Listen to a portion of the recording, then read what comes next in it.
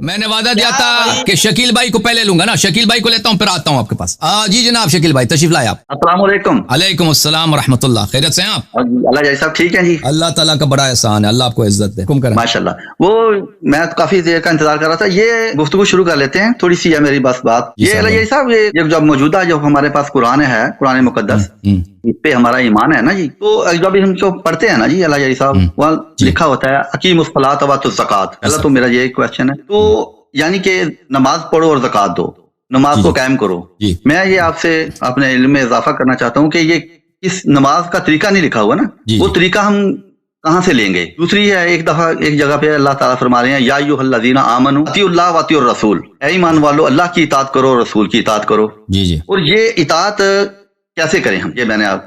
Number 3 کہ یہ جو قرآن پاک ہے اس وقت ہمارے پاس موجود ہے 30 سپاروں میں, اس میں اور احادیث میں آپ کی وہ بات مجھے یاد ہے, بلکہ میرے دل میں بیٹھ گئی ہے کہ یہاں ہمارے پاکستان میں بھی ہے نا, جو ہم کسی حدیث میں کہتے ہیں کہ یار بخاری کی حدیث فلاں حدیث ہے, یار یہ قرآن کے ساتھ ٹکرا رہی ہے. آپ بہتر جانتے ہیں, میں تو طالب علم ہوں نا, تو وہ یہاں تک کہ لڑنے کو کرتے ہیں ہمارے ساتھ نا. بلکہ میں جن سے پڑھا ہوں, کبیر والا سے, احمد سعید ملتانی صاحب ان کا نام تھا, وہ فوت ہو چکے ہیں. انہوں نے کتاب لکھی تھی, کتاب مقدس بخاری محدث, تو انہوں نے ان پہ کیس کر دیا. تقریباً وہ 9 ماہ جیل میں رہے ہیں, اللہ کے فضل سے بری ہو کر پھر آ گئے تھے, اب ان کی وفات ہو چکی ہے. میں آپ سے پوچھنا چاہتا ہوں, یہ جو قرآن ہے ہمارے تک پہنچا ہے نا, صحیح پہنچا ہے, یہ کس طریقے سے پہنچا ہے؟ اور جو اس میں مثال کے طور ایھا الناس, اللہ پاک نے کس کو بولا ہے؟ یا ایھا الذین آمنوا, یہ کس کو بولا ہے؟ 2 الفاظ ہیں نا, یا ایھا الناس اور یا ایھا الذین آمنوا. تو میں یہ آپ سے پوچھنا چاہتا ہوں, اپنے علم میں آپ کے ذریعے مجھے مل جائے کوئی, تو میں یہ سیٹسفائیڈ ہونا چاہتا ہوں آپ سے. دیکھیں میرے عزیز میرے بھائی, یہ جو آپ فرما رہے ہیں کہ نبی صلی اللہ علیہ وسلم کی اطاعت ہم کیسے کریں گے, ہر شخص کی اطاعت یہ ہوتی ہے کہ وہ جو حکم دے اس کی بات مان لے. ان کا کوئی حکم ہے یہ ماننا, قبول کرنا, اس پہ عمل کرنا, یہ اطاعت ہوتی ہے. اطاعت اس کے علاوہ کسی اور چیز کا نام نہیں ہے. اگر انہوں نے کسی چیز سے منع کیا تو اس سے دور رہنا, اسی کو اطاعت کرنا. اچھا آپ نے پوچھا کہ قرآن میں جو الفاظ آئے ہیں یا ایھا الناس ایھا الذین آمنوا, دیکھیں یہ قرآن ایک ایسا کتاب ہے کہ انسان کے عقول سے بہت دور ہے. اور قرآن مجید سب اس کے خطاب ہر جگہ ایک جیسے نہیں ہے, اور اس طرح نہیں کہ الناس کا مطلب قرآن میں ہر جگہ ایک ہی چیز ہے. ایھا الذین آمنوا کا مطلب قرآن مجید میں ہر جگہ ایک ہی ہے. یا ایھا الذین ان الذین کفروا کا مطلب ایک ہے قرآن میں, ٹھیک ہے نا. تو یہ ڈیپینڈ کرتا ہے یہ کہاں پر ہے اور کس جگہ پر ہے. قرآن مجید اہل بیت علیہم الصلاۃ والسلام قرآن کے وارث ہیں, اور وہ قرآن کے ناطق ہیں, اور قرآن کے وہ خازن ہیں, قرآن کے علوم اور اسرار کے وہ خازن ہیں. ان کے روایات میں یہ باتیں بکثرت ملتی ہیں کہ مثلا ایک جگہ پہ یا ایھا الناس آئے, مراد لوگ ہیں. ایک جگہ ناس سے مراد کفار ہیں, ایک جگہ ناس سے مراد منافقین ہیں, ایک جگہ ناس سے مراد خود اہل بیت علیہم السلام. یہ اس طرح نہیں ہے کہ ہر جگہ میں ان کے ایک ہی معنی ہو. یہ مختلف مقامات پر اس کے مختلف معنی ہو سکتے ہیں. بعض دفعہ قرائن سے پتہ چل جاتا ہے, بعض دفعہ قرائن سے نہیں پتہ چل جاتا, وہ اس کے لیے حدیث کی ضرورت ہوتی ہے. بعض دفعہ ایسا ہوتا ہے کہ قرآن کا ظاہر کچھ اور ہے, یعنی کسی مطلب پہ پڑھیں تو اس کس مطلب پہ ذرا دلالت کرنا. اہل بیت علیہ السلام کی حدیث یہ ہے کہ اس کا مطلب یہ نہیں ہے, اس طرف نہ جانا, اس کا مطلب بہت یہ اور چیز ہے, ٹھیک ہے نا. جو وہ مطلب صحیح ہے, مطلب کچھ اور چیز ہے, لیکن انسان کے عقل سے وہ دور ہے. تو رسول اللہ صلی اللہ علیہ وسلم نے فرمایا کہ میرے اہل بیت علیہ السلام کبھی قرآن سے الگ نہیں ہوں گے, اور قرآن کو ہم نے اہل بیت علیہ السلام سے لینا ہے.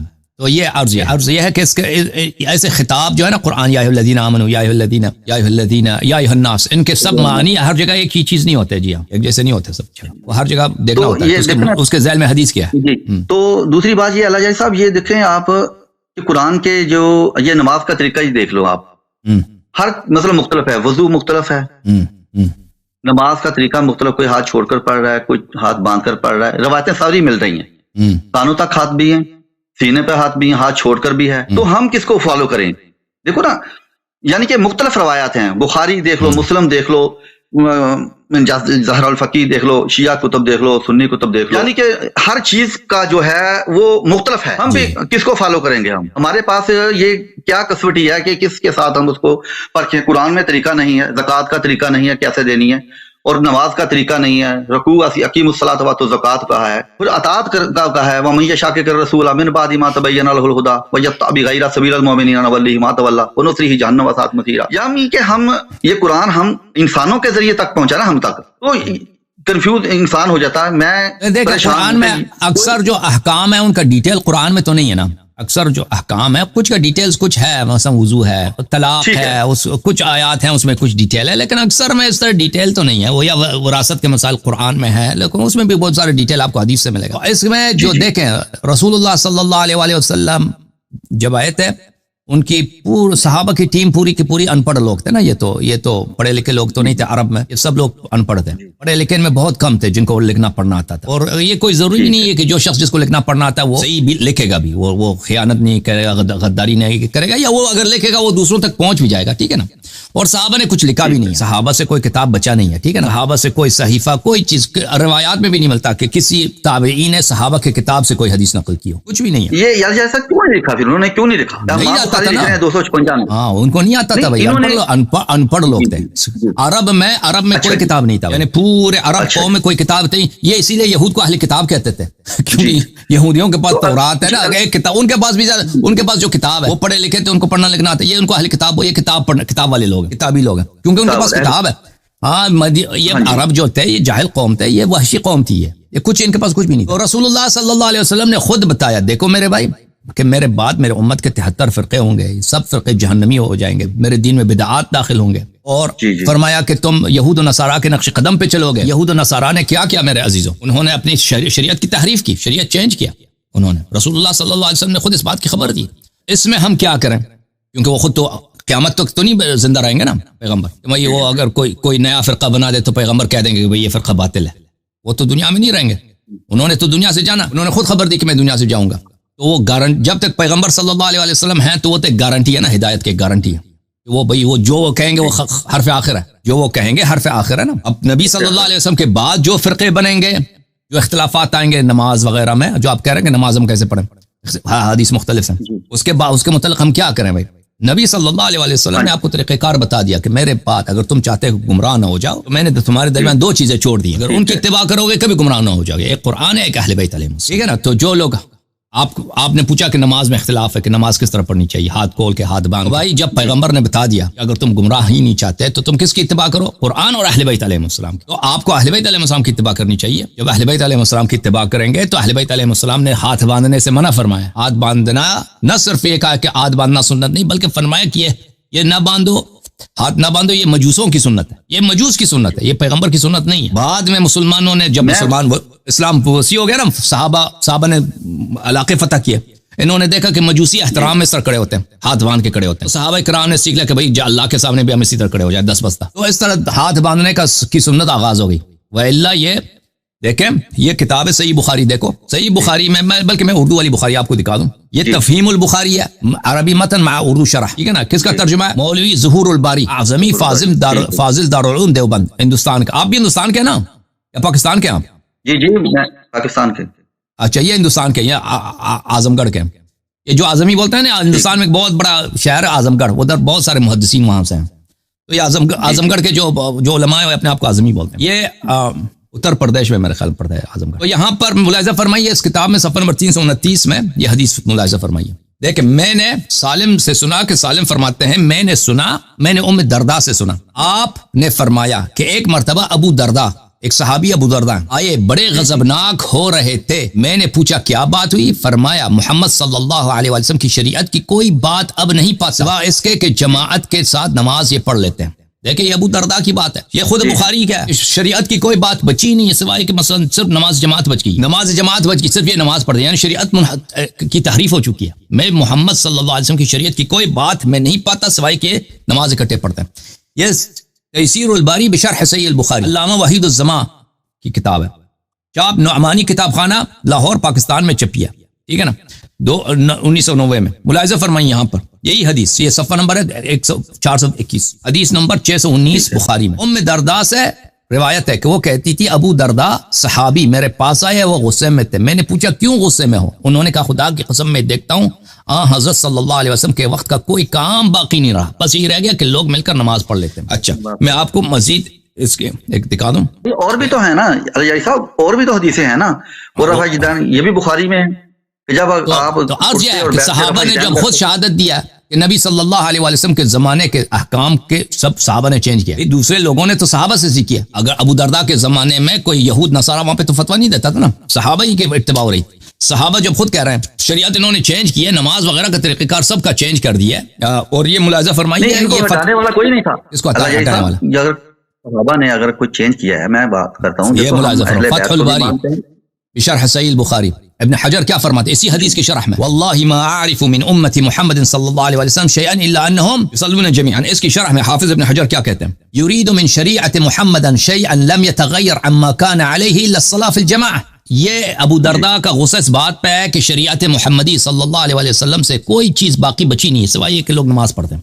یعنی وضو کا طریقہ لوگوں نے چینج کیا، اذان کا طریقہ چینج کیا، نماز کا وقت چینج کیا، نماز پڑھنے کا طریقہ چینج کیا، سب چینج کر دیے لوگوں نے، احکام میں انحراف پیش آیا. اچھا پھر فرماتے ہیں ومراد ابی الدرداء، ابو درداء کا مراد کیا، ان اعمال المذکورین حصل فی جمیعها النقص والتغییر الا التجمیع فی الصلاة. مذکورین کے اعمال میں یعنی امت کے اعمال میں، وہ ایک زمانے کی بات ہے اواخر خلافت عثمان، یہ اواخر عمر ابو درداء کی بات ہے، اور عثمان کی خلافت کے آخر میں اس کی وفات ہو گئی. اچھا یہ عثمان کی خلافت میں اگر اس کی وفات ہو گئی ہے تو یہ بھائی عثمان کی خلافت میں عمر ابو بکر کی خلافت میں یہ چینجز ہوئی ہے نا، پیغمبر کے زمانے میں تو یہ چینجز نہیں ہوئی ہے، ان لوگوں نے چینج کیا. اب آپ کہتے ہیں کوئی اس کو روکتے نہیں نا بھائی جب ابھی میں آپ کو بتاتا ہوں نا، جب آپ کا خلیفہ قرآن کے مخالفت میں کہتا ہے کہ تم نماز نہ پڑھو، جب وہ تیمم والی بات وہ یاد ہے آپ کو، اور آپ کے خود مسلم میں حدیث دکھا دوں، مسلم میں ایک منٹ بھائی مسلم کی حدیث آپ کو دکھا دوں، خلاصہ فرمائیے. آپ کہتے ہیں ان کو روکا کیوں نہیں، میں آپ کو دکھاتا ہوں، یہ دیکھو یہ کتاب ہے صحیح مسلم،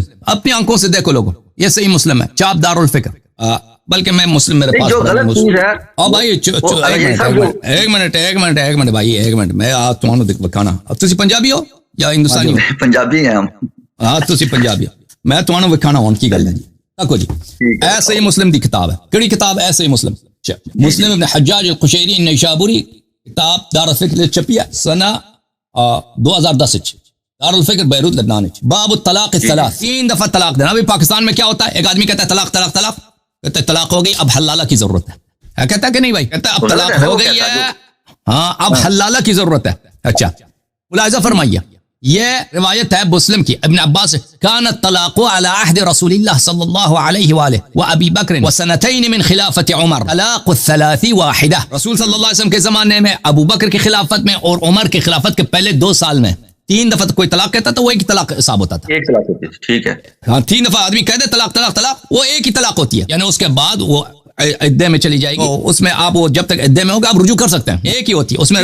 پھر اگر آپ نے رجوع کر لیا پھر دوبارہ طلاق دے دیا پھر وہ دوسری طلاق ہو گئی، پھر جیسے قرآن الطلاق مرتان مرتان، تو اگر پھر طلاق دے دی پھر آپ نے رجوع کر لی پھر آپ کی بیوی ہے، پھر آپ نے تیسری دفعہ اگر طلاق دے دی، ہر طلاق کے درمیان کیا ہوتا ہے، عدہ ہوتا ہے، رجوع اور عدہ ہوتا ہے، پھر وہ آپ کے لیے حرام ہے مگر یہ کہ وہ کسی دوسرے مرد کے ساتھ شادی کرے. اچھا تو یہ طریقہ کار ہوتا تھا. فقال عمر بن الخطاب، یہ ٹھیک ہے نا، یہ طریقہ ٹھیک ہے نا جی، ہاں بالکل. تو عمر کے تو پیغمبر کے زمانے میں دیکھو ابن عباس کیا کہتے ہیں، ابو بکر کے زمانے میں صلی اللہ علیہ وسلم، ابو بکر کے زمانے میں اور عمر کے پہلے 2 سال میں کیا ہوتا تھا، 3 طلاق 1 طلاق گنتی ہوتی تھی. اچھا پھر کیا ہو گیا، فقال عمر بن الخطاب ان الناس قد استعجلوا في امر قد كانت لهم فيه اناہ، لوگوں نے جلدی کیا ایک ایسی چیز میں جس میں ان کو اور اللہ کی جانب سے فرصت، اللہ کی جانب سے کیا ہے کہ 3 دفعہ طلاق 1 دفعہ نہیں ہوتی بھائی، 3 دفعہ آپ کہہ دو نا 100 دفعہ کہہ دو، ایک ہی طلاق 1 دفعہ طلاق ہوتی ہے. پھر اس کے بعد عدہ ہوگا، عدہ کے بعد اگر آپ نے رجوع کیا پھر آپ کی بیوی، پھر آپ نے طلاق دوسری طلاق، پھر اگر طلاق دے دی پھر عدہ گزارا، پھر آپ نے رجوع کیا پھر تیسری دفعہ، وہ 3 اس طرح کہ ہر طلاق کے درمیان عدہ اور رجوع. تو لوگوں نے جلدی کی ہے، لوگ کہتے ہیں طلاق طلاق طلاق، ایک ایسی چیز میں جس میں اللہ کی جانب سے کیا فرصت ہے. امضیناہ علیہم، کیا کہتے ہیں ہم اس طلاق کو کیا کرتے ہیں نافذ کر دیتے ہیں. 3 طلاق کو جو 3 طلاق کہتے ہیں اس کو پیغمبر کی سنت اس کو چھوڑ کے اس کو 3 طلاق کو 3 طلاق ہی بنا دیتے ہیں. فامضاہ علیہم، اس نے کہا ٹھیک ہے بھائی. تو یہ کس کا فعل ہے بھائی. اس کے بعد ایک حدیث، دوسرا حدیث، تیسرا حدیث. تو میرے محترم ناظرین دیکھو، آپ کہتے ہیں اس کو روکنے والا کون نہیں، جب آپ کا خلیفہ خود دیکھیں پیغمبر صلی اللہ علیہ وسلم کی سنت کی مخالفت، قرآن مجید کی مخالفت کرتا. الطلاق مرتان، آپ کی خدمت میں عرض کروں قرآن مجید میں صریح ہے، قرآن مجید میں آیا صریح ہے. دے بیٹھو قرآن یہی اگر طلاق دے بیٹھو، اگر وہ رجوع کرنا چاہیں بالکل تو کر سکتے ہیں، ان کو نہ روکو. دیکھو قرآن مجید کی آیت ہے، قرآن مجید کے الطلاق مرتان فامساک بمعروف او تصریح باحسان. طلاق 2 دفعہ طلاق دیا جاتا ہے، 2 دفعہ، اس کے بعد تیسری دفعہ اگر طلاق دینا چاہو فامساک بمعروف، چاہے اس کو ساتھ رکھو چاہے اس کو تصریح باحسان. اچھا اس کا ابحاث بہت زیادہ ہے. اچھا وہ بھی کس طلاق کی بات ہو رہی جو پہلے والی آیت میں ہے، پہلے والی آیت میں وَبُعُولَتُهُنَّ أَحَقُّ بِرَدِّهِنَّ فِي ذَلِكَ، ان کے شوہر اگر چاہیں رجوع کر رہے ہیں تو ان کو حق ہے، ٹھیک ہے نا. اس شخص نے قرآن کی مخالفت کیا، سنت کی مخالفت کی، وہ کس لیے کہتے ہیں لوگ جلدی کرتے ہیں بھائی، اور بھائی لوگوں کی جلدی کی وجہ سے عمر نے کیا بھائی، عمر نے کیا ہے، میں نے بخاری مسلم دکھائی ہے، مسلم دکھائی، عمر نے کیا ہے. ہم دیکھو نا، آپ کو پوچھا گیا کہ آپ حسین علی طباطبائی کو مانتے ہیں، آپ نے کہا نہیں. کیوں نہیں؟ آپ نے نیلسن نکالا، آپ نے اس لیے نہیں کہ وہ قرآن کے خلاف کوئی بات کرتا ہے، ہم اس کو نہیں مانتے. ہم نے بھی آپ کا بھی یہ عقیدہ اپنا لیا کو اللہ یاری صاحب ٹھیک کہہ رہے ہیں. اگر قرآن کے ساتھ کوئی ٹکرا، عمر آخر کسی آدمی نے لکھی ہے نا یہ کتابیں، آپ کے بقول کے پہلے اللہ کے رسول صلی اللہ علیہ وسلم نے حدیث لکھنے سے منع کر دیا. آپ نے کہا تھا نا، آپ کی تقریر میں ہے موجود ہے، منع کر دیا کہ آپ کوئی نہ لکھے، آپ قرآن کے علاوہ کوئی چیز نہ لکھو. تو کسی نے نہیں لکھا. آپ نے کہا کہ صحابہ نے کوئی حدیث نہیں لکھی، خیر القرون کے دور میں کسی نے نہیں. 256 ہجری یہ امام بخاری کا وفات ہے. بخاری اور مسلم اور شیعہ اور سنی کتابیں بعد میں لکھی گئی ہیں نا، اور راویوں نے لی ہے، روایت لی ہے، انسانوں نے لی ہے نا. یاری صاحب ہمیں کیا پتا، اگر اسماء رجال کی، میری بات سنیں تھوڑا 2 منٹ، اگر اسماء رجال کو لیں جو یہ اس کا جو ہے یہ سند ہے، یہ بالکل صحیح ہے جی، فلاں بن فلاں فلاں بن فلاں فلاں نبی پاک صلی اللہ علیہ وسلم تک لے آئے. اصول شاشی میں بھی لکھا ہے، اصول میرے بھائی عرض ہے آپ نے دیکھیں میں نے ابو درداء کی حدیث دکھائی کہ ان لوگوں نے شریعت کے احکام چینج کیے، تو آپ نے پوچھا کوئی روکنے والا نہیں تھا.